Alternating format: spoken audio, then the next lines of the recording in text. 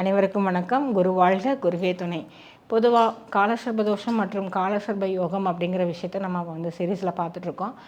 இந்த காலசர்ப தோஷம், காலசர்ப யோகம், ராகு கேது தோஷம் அப்படின்னாவே ஒரு எளிமையான பரிகாரம் அப்படின்னு எடுத்துக்கிட்டால் நாதசுர இசை கேட்குறது. இசைக்கு மயங்காதவர்களே யாருமே இல்லை. அப்போ இசையால் உலகை வெல்வீர் அப்படின்னு எவ்வளவோ விஷயங்கள் இசையை பற்றி சொல்லியிருப்பாங்க.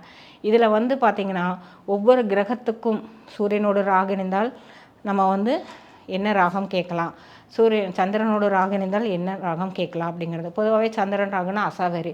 பொதுவாக ராகு கேது தோஷத்துக்கே அசாவரி ராகம் அப்படிங்கிறது கொடுக்கப்பட்டிருந்தாலும் இந்த 7 கிரகங்களும் ராகு கேதுவோடு இணையும் போது என்னென்ன ராகங்களை கேட்கலாம் அப்படிங்கிறது, அதே மாதிரி நாதஸ்வர இசையும் புல்லாங்குழல் இசையும் ராகு கேதுக்கு கொடுக்கப்பட்டுள்ள இசையால் கொடுக்கப்பட்டுள்ள ஒரு பரிகாரமாக இருக்குது.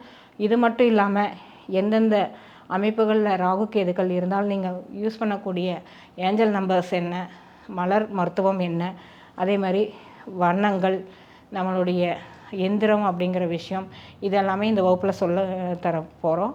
நீங்கள் பங்கு பெற்று பயன்பெறுங்கள். 13/5/2026 அன்று இந்த வகுப்பு நடைபெறுகிறது. ராகங்களால் உங்களுடைய ராகு கேது தோஷத்தை போக்கி நீண்ட காலம் நல்ல வாழ்வு வாழ வாழ்த்துக்கள். வாழ்க வளமுடன்.